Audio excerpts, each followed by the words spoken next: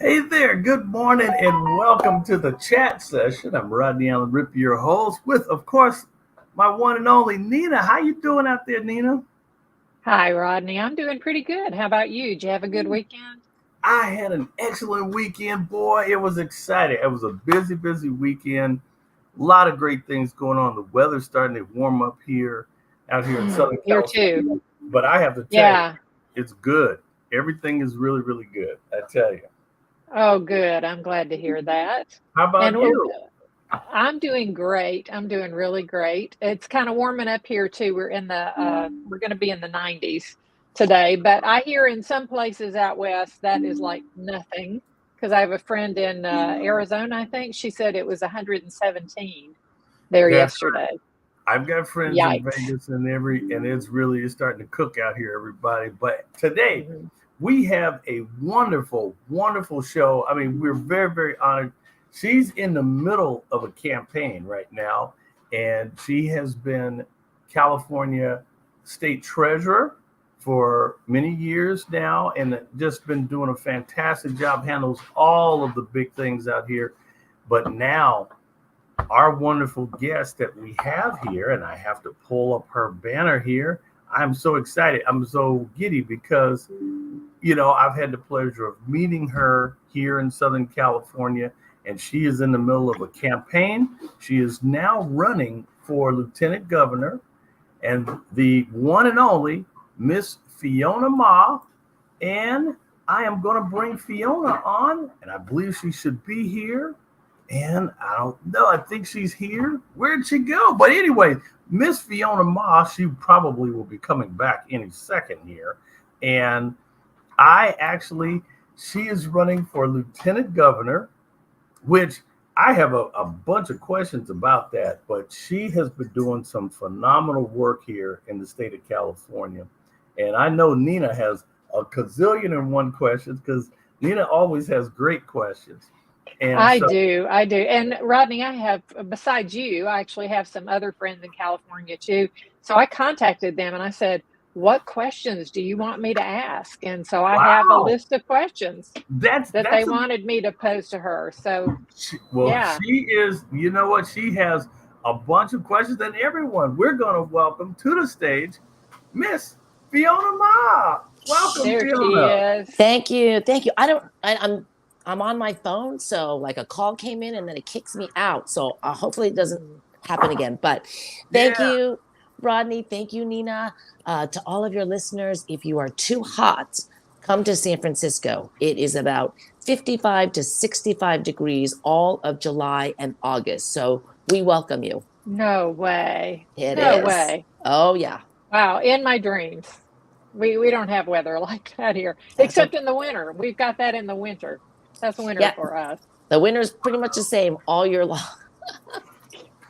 Well, for I sure. have to tell you, Fiona, if you would, Miss Ma, please share with everyone. I was reading a little bit on your bio, and so you were actually an East Coast girl from out of New York. Is that correct? Yes. So I was born and raised in New York, grew up in Manhattan, lived with my grandparents in Chinatown for the first 4 years while my parents worked in Yonkers, saving enough money. And then they finally bought their first house in Great Neck, Long Island, because of the excellent public schools. So that's where went to Baker Elementary School and Great Neck North, middle and high school. Okay. And so after going to school, what did you take up in college, if I may ask? My parents wanted me to be an accountant because I was good at math. So I went to the Rochester Institute of Technology because they had a CPA track where I could take the classes and I could sit for my CPA exam during my 4 years. And Mhm. so eventually you made your way here in Southern California. So, and And what brought you to Southern California yeah, from all across Yeah. the country? Yeah. So my grandfather on my mother's side, my mother's an only child, and my grandfather encountered missionaries in China way back when. And so my mom would move from church to church. So mhm, they started in Hong Kong, then moved to a church in Toronto, Canada, and then moved to a church in Manhattan, and then last church was in San Francisco. So that's how, my family kind of migrated around based on the church my grandfather was a minister of. So, yeah. Oh, that's interesting. That's very interesting. I had a grandfather who is a minister as well. Oh, we lost Rodney. I'm not sure what happened there. But anyway, I had a grandfather who was a minister as well, although they didn't move around very much, but he was a circuit preacher, but Oh, out in a okay. rural area. So, Oh, but nice. let me ask you, so I checked with some friends of mine who live in California, and I said, what she's running for lieutenant governor. What do you want me to ask her? What is it that Californians want to know? And so, one thing I wanted to ask you, this is my own personal question, and then I'll get into their questions. But I saw where last fall, I think it was, you declared that you were running for governor, but then you changed and said, no, I'm going to run for lieutenant governor. Why the switch? Yeah, so that was 6 years ago when I got elected to state treasurer. Mm-hmm. My good friend Eleni Kounalakis got elected to lieutenant governor, and she is the first woman ever to serve as lieutenant governor in the state of California since 1849. We still have not had a woman governor, by the way. So Wow. Eleni was lieutenant governor. I was the treasurer. My other good friend Betty Yee was the state controller. So here it was pretty significant to have three women sitting on the stage. And so the MC, also a woman, Carla Marinucci, said, okay, last question, ladies. Which of you want to run for governor? And so Betty Yee was, the second, going into her second term as controller. She's like, I'll start. I want to run for governor. So they looked at me and I looked at Eleni. We just got elected, right, to statewide office. And I said, sure, I'd like to run for governor someday. And then Eleni said, me too. So the three of us were on record saying that we would like to someday run and be the governor of California. So 6 years later, it's it's starting to become a crowded field, but it costs a lot of money here in California. Minimum buy-in is probably 30 million. It could cost up to 100 million or more just to run for governor. And I come from very humble means. I'm married to a firefighter. I'm a public servant. So I figured, let me run for lieutenant governor and try to clear the field early. So I opened my account a year ago. And so far we've raised about $2.7 million. And I'm continuing to do what I do, is travel around the state. I go to 58 counties. I talk to people. I try to listen to what their issues are, their challenges, their needs. And because I'm the banker, I actually have a lot of access to money. So that's what I do, is try to help cities and counties and special districts with projects that they are having a hard time funding. Now, Fiona, I got to jump into this right now. Everybody, this is one of the hottest, one of the most exciting things going on here in Southern California. And it is the new Brightline project. And so this is an all-electric train that's coming out of Rancho Cucamonga. That's on the east end, on the east side, or on the east end of the county, away from Los Angeles.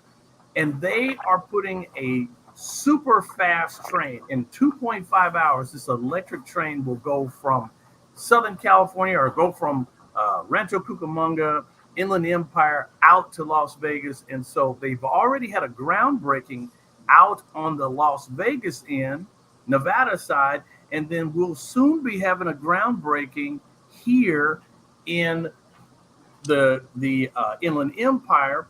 This is proposed to be ready by 2028 when the Olympics come into town. This is exciting, Fiona. Absolutely.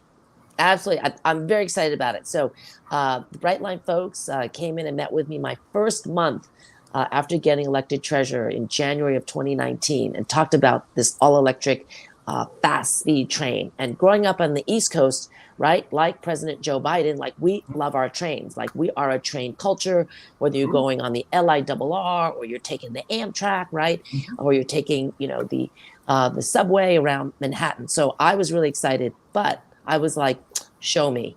And they said, come to Florida, see what we got going. I went to Florida. They weren't quite finished with their Orlando all the way to Miami line, but they were done from West Palm to Fort Lauderdale to to Miami, and I was hooked. And I said, we need to have it here in California. So for any of you who have been on the Brightline train in Florida, you will know it is now oversubscribed. People are taking it. They love it. The fact that you are traveling in style and comfort. There's all, Wi-Fi enabled. You can eat along, in the whole train. You can wait in a nice waiting room. They'll tell you when the train is coming. You can buy tickets online. I mean, concierge services. And this train in California, you can check in your luggage when you get on the train, and your luggage will show up at your hotel when you get to Las Vegas. So you don't have to go dragging around. You're, waiting in line for the taxi and then waiting in line for the hotel. That's like, you're cutting into your playtime, right? Yeah. That is amazing. Of course, Southern California, we are the leaders when it comes to green technology. We want to be greener. I got some cool stuff that I want to talk to you about. I have different colleagues. I'm a liaison for a company that's out of Korea, and we're looking at being able to maybe set up something here in Southern California that there are these gigantic low speed, high volume fans that can actually help optimize cooling in buildings and save 30% on the utility bill. So I got some cool stuff to talk to you about. That would be great. And we do have incentives since we are leading in the clean and green. And I forgot to mention the hundreds of thousands of jobs that are going to be in the high desert, right? From now until 2028. So that is really going to change the trajectory, of California. So very excited. And for all of your green, clean technology, please bring it here. Governor Gavin Newsom has set high mandates, for example, having all passenger cars, all new passenger vehicles sold to the public by 2035 to be all electric. So that means people are coming. They want to build the cars here. We need battery storage. We need electric vehicle charging stations, and we need everything like you're talking about to cool the building. We are leading in climate change, and we're very excited about it here in California. Fiona, you have been out here. You're breaking ground. You're working on tax credits that's building affordable housing. You're just recently at a ribbon cutting, and there's a new low-income apartment going up for seniors, veterans, families, disabled, and people and individuals who were homeless. Fiona, it's incredible because, I was born here in Southern California, and it's a tough thing. Homelessness, and it's a real struggle because a lot of people are having difficult times, since the pandemic, to be able to afford, affordable housing. And it's wonderful to know that they're everybody's doing their best to try to make this thing happen. I actually was a massive ceremonies for the Inland Empire Housing Conference, and so we had her last name is Keika, Mrs. Keika. She is actually the housing czar for Gavin Newsom, and so she was here speaking on it and talking about how many houses they actually need 2 million homes here in Southern California to be able to take care of the to really make an impact. And so these are just some of the great things.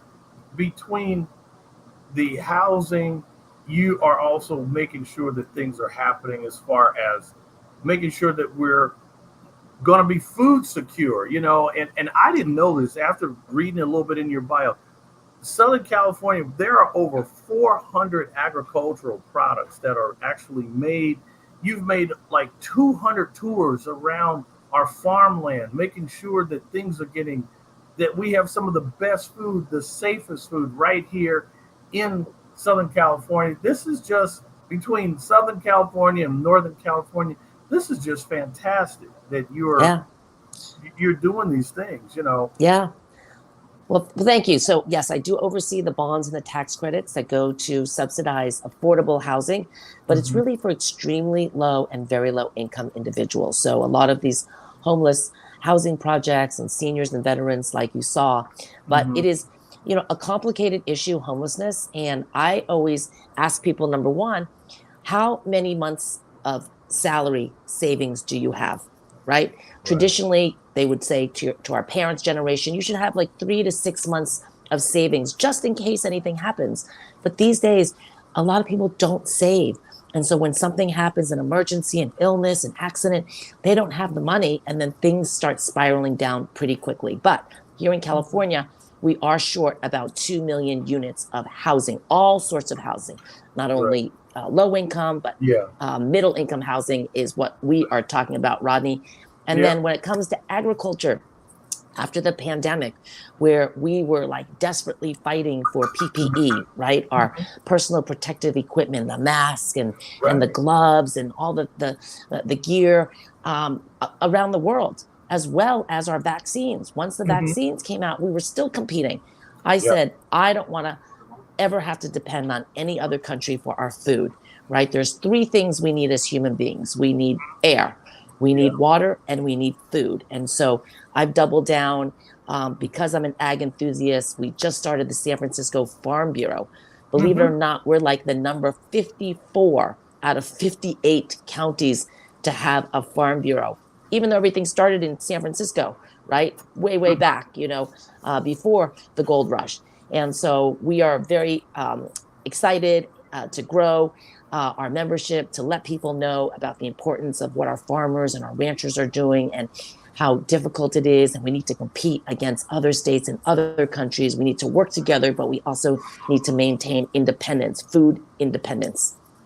It's incredible. I want to jump. We have a whole list of people who are on watching, and I'm going to say good morning to everybody. To a few people, our diehard Carrie. Thank you, Carrie, for jumping on. Elvira, I see a dear colleague of mine, DeAndre Adams.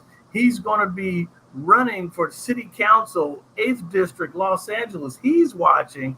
So big shout out to DeAndre, Big Dre on here, and wow, Elvira, AC Cruz, all of our regular people. Thank you so much. And a lot of people are saying, way to go, Fiona, way to go. This is what it's all about. We want to make sure that, and when you're talking about Southern California, you're here, you're out you're advocating for better recycling.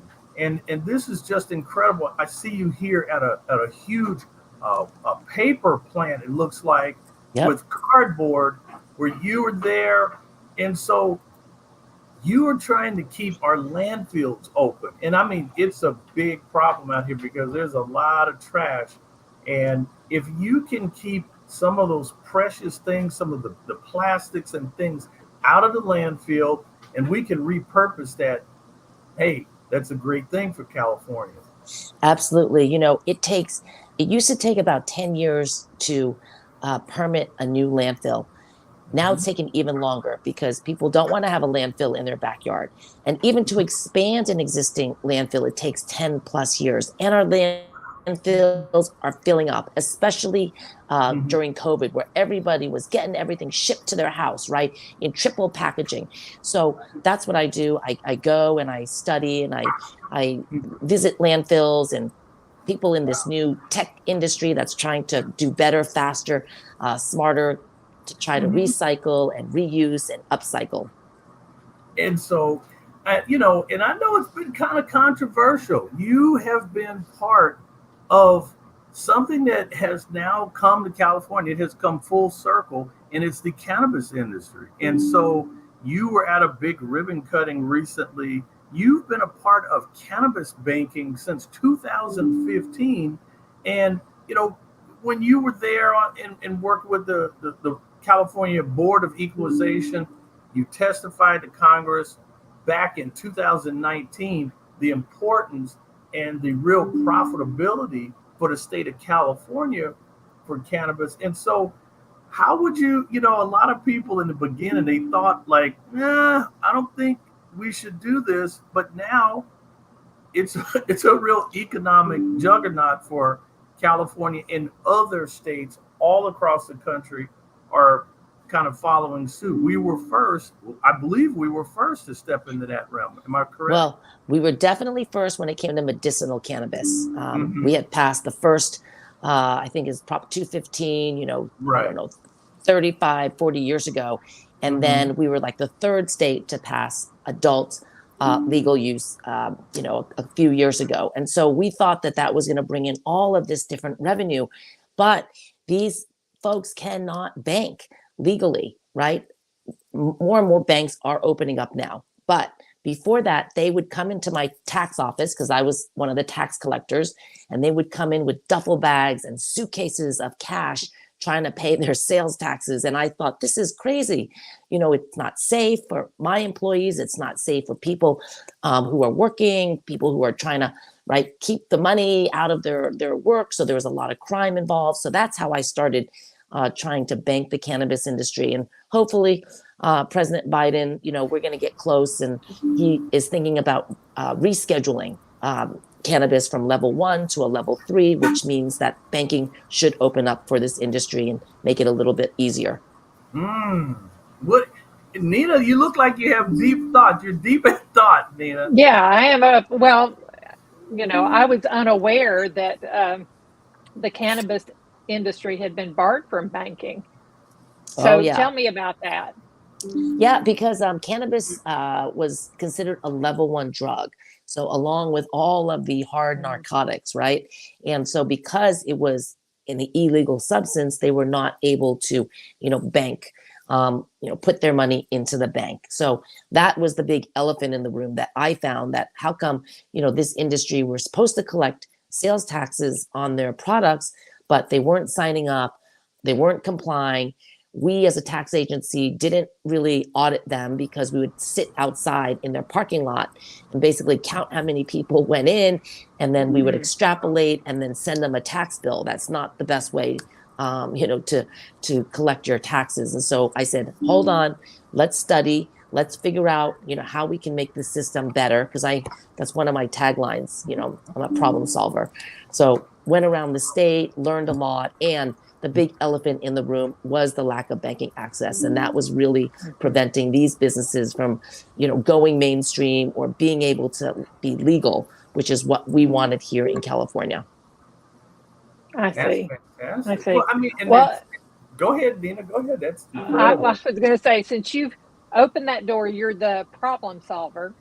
So I like hearing that. I think most people like that. Voters in particular like hearing, because a lot of voters feel like there are problems and they want to see them addressed. And too often they feel like their elected officials aren't listening to them, that they're paying attention to things that aren't that important to the voters, and that they rarely talk about the things that are important to the voters. So if you don't mind, I've got some questions from friends of mine who live in California. I actually contacted my friends who I knew lived in California. I said, hey, I'm going to get to interview the treasurer of the state of California. She's running for lieutenant governor.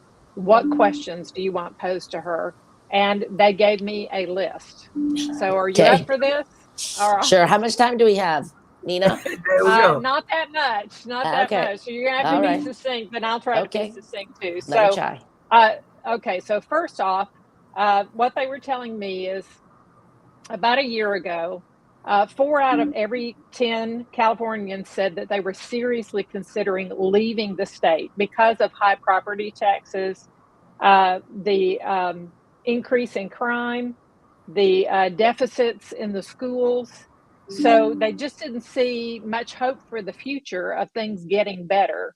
So let's start with, for instance, the businesses leaving California. Just this morning, I noticed that there was a headline that the McDonald's in Stonestown Galleria that is in San Francisco, that's been there for 30 years, is closing their doors. They said mostly because of high property taxes and the high cost of just being there. The rent was ridiculous, they said, was getting more and more ridiculous. And then the final nail in the coffin, they said, was the $20 minimum wage that just finally did it for them. Arby's in Hollywood had been there 55 years. They closed their doors last year. More and more businesses are leaving California. What is the California government? What can they do? What would you like to see done to turn that around? Why should businesses come back to California? Sure. I think post-COVID, we have seen a shift in the businesses and the way consumers do business, right? Many of us order online, right? And they don't want to go anymore, get in their car, stand online. They would just rather order it and have it come to their house. So that's why I think a lot of the brick and mortars are not doing that well.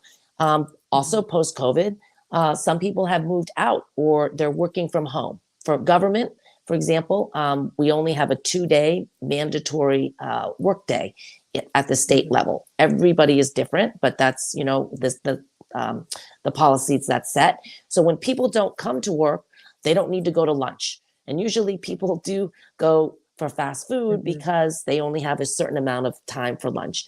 When it comes to the minimum wage, as Rodney said, it is getting more and more expensive to live here, right? Everything is going up, just like, you know, inflation, right? Just it's the nature of the cost. But our property taxes actually are pretty stable because of Prop 13 for many back in the 1970s. Prop 13 basically allows people who have been in their house to be able to stay in their house. So property taxes can only go up a certain amount. I would say people complain about the income taxes, that the income taxes are high. However, when companies locate in California, a lot of them are, you know, maybe tech or biotech or Hollywood people, right? They come here for the talent because we have excellent schools. We have the best and the brightest in Hollywood right here, and they want to stay here in California. So when they decide to move to a Florida or a Texas or Arizona, are the employees going to go with them? And this young next generation, they value their quality of life. They value their rights. They value companies and states who support them and want them to be able to thrive. So I would say, like some of these companies that say, we're moving to Texas, some of these young people don't want to go, right? So having that talent pool is very important as well when you're choosing a state to locate your company. I can see what you're saying there, but California has suffered a net loss in population over the last several years, even to the point of losing representation in Congress because of it. So it doesn't sound to me like everyone is choosing to stay in California, although there are a lot of people who have moved there as well. But the net loss, this is the first time since they've been keeping records since 1900 that California has lost population. So what would you say to the people who are leaving, and what would you say to them about coming back?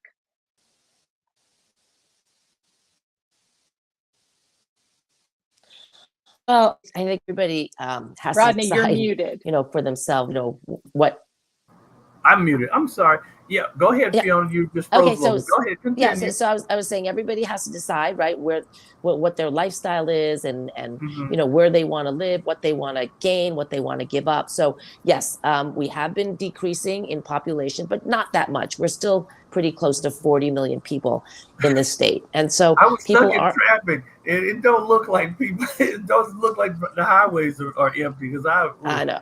Yeah. For those of us who are like driving every day, you know, the freeways are back on Tuesday, Wednesday, and Thursday normally. I think Monday and Fridays are a little bit light. So, you know, I think it's a lifestyle issue, and if people, you know, want you know, more land, they want more, you know, I don't know. I love California. I grew up on the East Coast. I don't want to go back to the East Coast. I am not moving from California.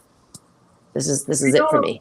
One of the things that I noticed that you are also advocating, and you're working with youth because you're trying to push and get these vocational things. You were out at the FFA thing and 4-H.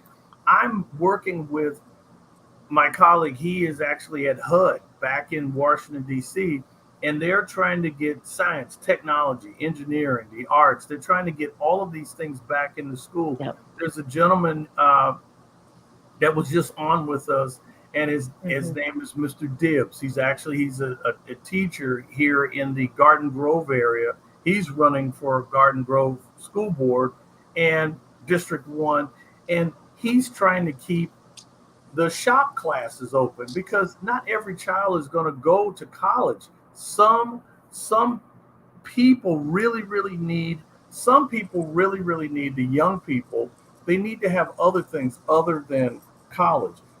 We have such a shortage of skilled labor here in Southern California with construction going on. They need carpenters, plumbers, Mhm. electricians, things like that. What can we do on the side of having a fair balance between science and technology and all of the wonderful things and the core trades? Because back in the day, you could go to high school and you could take metal shop and wood shop and electrical and home ec and learn how to cook. Yep. And so many young people, they fall in love with these things and they go into a career path and it takes care of them. What are Yeah. we going to do about the trades? Yep. What are we Yep. going to do about that? Yeah, so believe it or not, I had a lunch with some of the top labor leaders, tradespeople in Los Angeles, and they were saying there's a different trend now. A lot of these young people after COVID sitting at home watching their parents on a Zoom, complaining about their high-paying job and their high, Mhm. student loan debt. They said we want to find another path, and so many of them are now looking at the trades, looking at alternatives to be able to, number one, right? Do they want to go to a 4-year college if they're not really sure? But Mhm. to go into an apprenticeship program where they are going to get trained. And if they're doing well after a couple of years, they'll make 6 figures and not have to Mhm. go to high student loan debt. So that is a definite option and a trend. There's many articles that just came out within Mhm. the last 4 months talking about the next generation and what they're looking to do. Wonderful, So, wonderful. how do you see the government, the state government in California, being able to help them? Because those trade classes have been dropping from the schools for actually several years now, and now we don't have people in a position or already trained to actually teach these younger people these trades. Yeah. So in California, we are a very labor centric state. So all the Mhm. building trades are recruiting. They are all Yep. oversubscribed. There's so many people. Even a lot of women now are entering Mhm. the trade. So that's a Mhm. good thing. In the legislature and the governor, for a first time college goer, community college is free. And many of these type of classes and trades are now in the community colleges. So what I've Mhm. been working on is building more housing, faculty and Mhm. student housing. Oh, we lost you, Fiona. We lost your um, She audio might feed. she might have had a call pop in. Fiona is very busy, as you all know. Really quick, Yeah, she is running for lieutenant governor. She is still with us here. We're still here. Can you hear us, Fiona? Can you hear us? We we lost your can't hear audio. you. We lost your audio There. feed. There you There you go. go. You're Yeah, back. you were muted for a moment. Fiona, And tell me where you stand on private school choice. Uh, Private school, well, I think every parent has to make their own decision. I right now fund all of the public charter school construction Hmm. funding for expansion, purchase, etc. So I am part of, making sure that parents, have whatever choice they sure. need, and so I am in one of those segments at my office. Wow, that's a So, real. but I'm not sure I understand though where that leaves parents who want a different option besides public school. Maybe they want to send their children to a private school, or they would like some of the funding so that they can homeschool. Where do you stand on that? Well, here in California, you know, most of the funding, 50 plus Mhm. one of our general fund goes K through 14 Mhm. education. So that means kindergarten through community college. We allocate the money based on per pupil attendance at the public schools and the public charter schools. So those are the two options that we fund here at the state. If parents want to send their child to private school, unfortunately, that is not part of the budget and not really the Mhm. priority for the California legislature. Okay, so you feel like it shouldn't be that isn't something that the government should subsidize, is the parents to have the choice to send their kids somewhere else. Right now, they have a choice in public schools or public charter schools. Okay. So that's what we support. And I had something here. You looking into these 4 savings programs, and there's something called Scholar Share 529.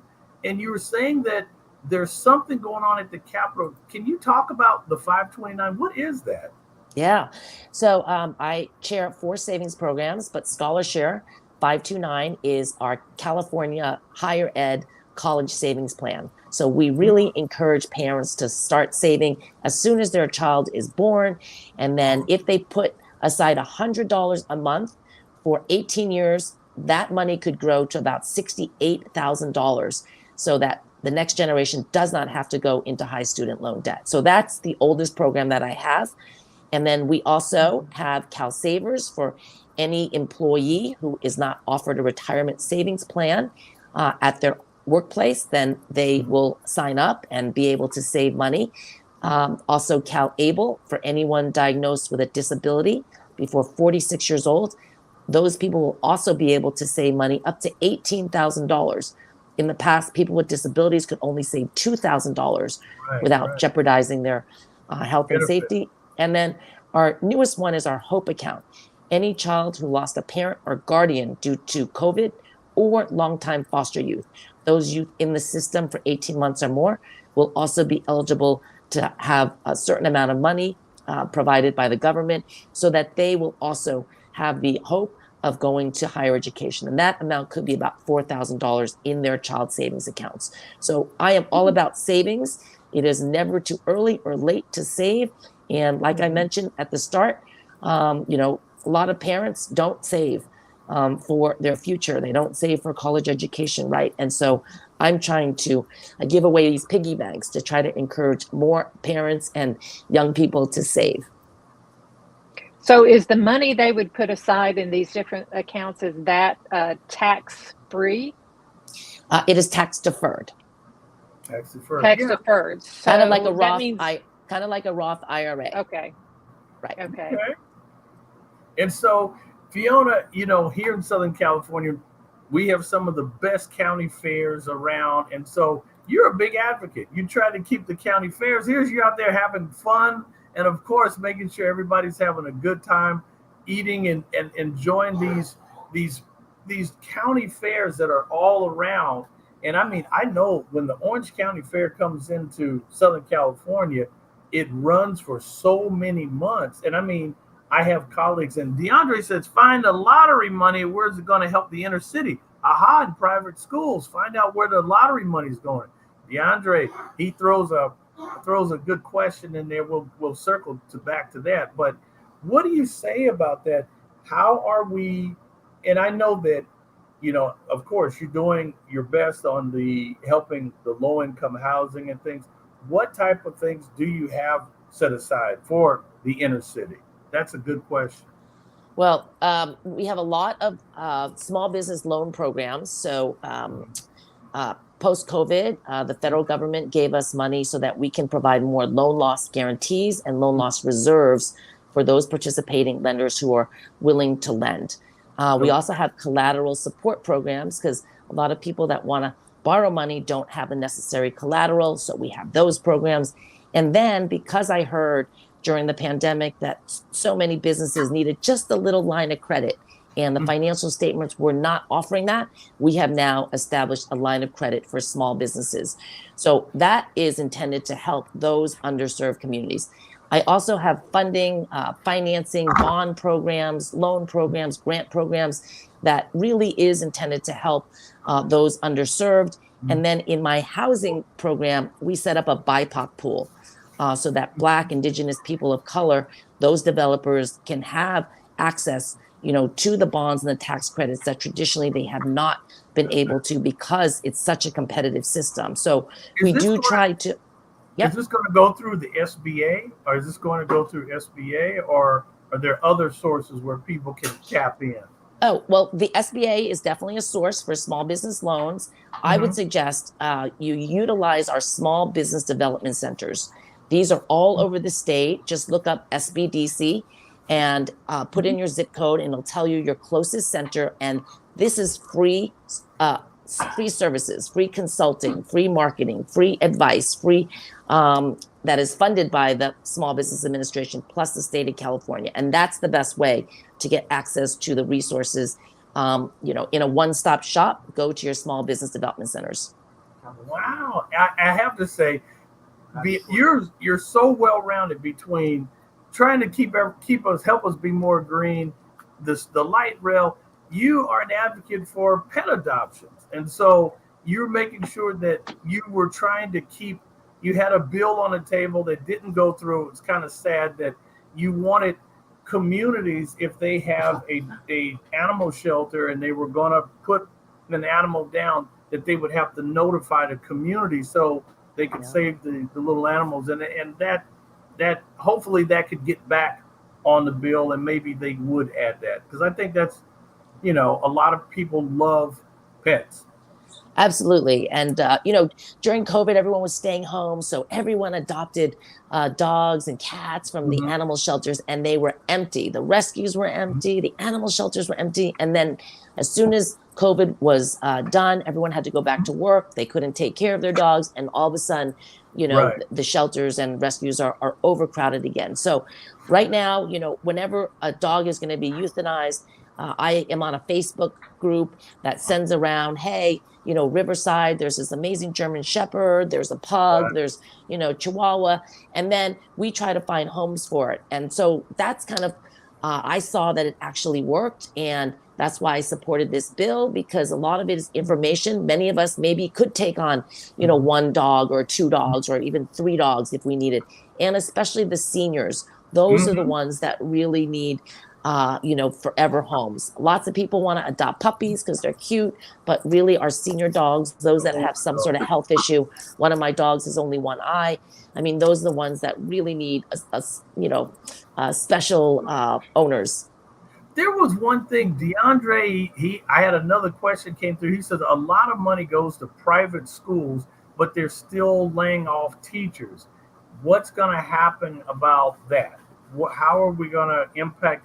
Because, I have several colleagues who are LA Unified School District teachers, and they were saying that there was a problem because they started having duplication. It was the weirdest thing. They would have assistant principals, but they would have the assistant principal over this.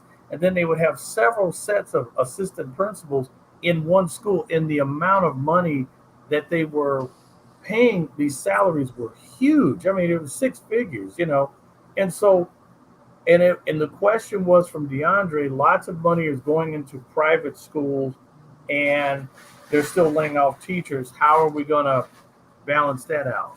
Yeah. So Nina asked me that question before. So no, our state's general fund does not go to private schools. It goes to our public schools and our public charter schools. Now, the fact is more people, they're not having as many kids. So there is declining enrollment. So some of these school districts that have lost population, or the population has aged and they haven't moved out of their house because of tax purposes, right? A lot of seniors, they're only on fixed income. They can't really afford to move out of, to another house. They have to pay their taxes. So they stay there. And that means families aren't occupying those houses. And therefore there's not kids in these type of neighborhoods, right? When you grew up, you probably knew everyone in your neighborhood. And then new families would move in. But that really doesn't happen because California's, the high cost of housing and moving. So that's kind of what we're facing here, is really declining enrollment in some of these urban areas. Well, again, and thank you, Jacqueline. She's another person who's on, Jacqueline Carey, AC Cruz. These are just various people who are in our chat stream who are sending their, kudos and different things.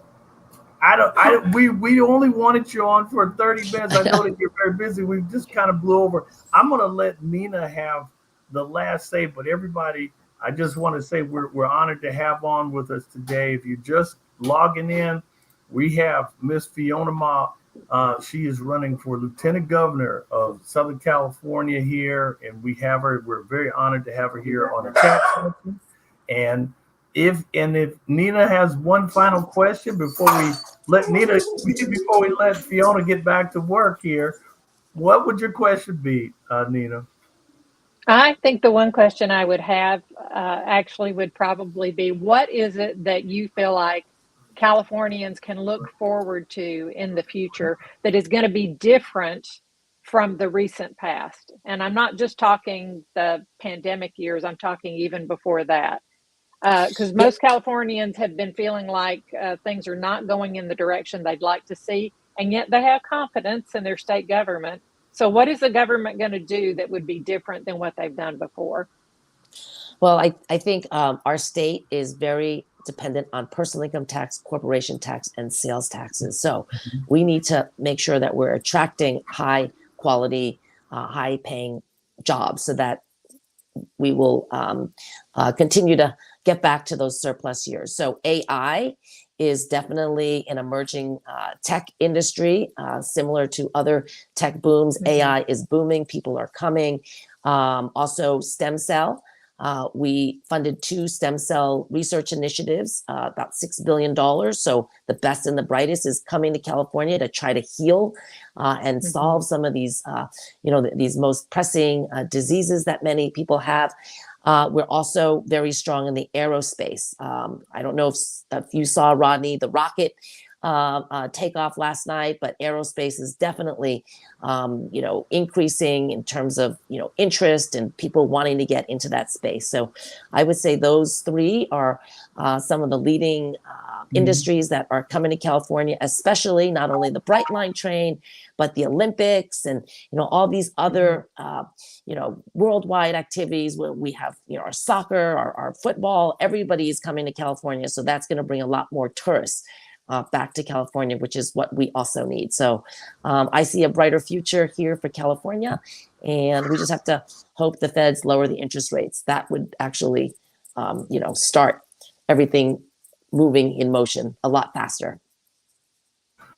Well, Fiona, I want to make sure that I connect you with my colleague who's at HUD, and he is with STEM Innovation Networks. The key thing is he has told me and informed me the average person living in a HUD assistant community is about $10,000. They only earn about $10,000. They're trying to get people certified in certain skill sets so that they could be at 70,000, so that they could be more self-sufficient. And these are the type of things that they can go into with. And the problem is young people see their parents struggling. And so they try to figure out, well, I have to get out here and do whatever I can to make money. That's where problems come in. They need people to have certain certifications. You don't have to be a master of how to do all of these things. You just need a certification to do your specific job and input into this whole, this whole cosmic movement.